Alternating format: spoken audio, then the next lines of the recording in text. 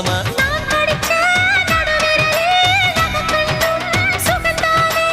இடைவெளிகள் குறைந்து விட்டால் இம்சைகளும் சுகம்தானே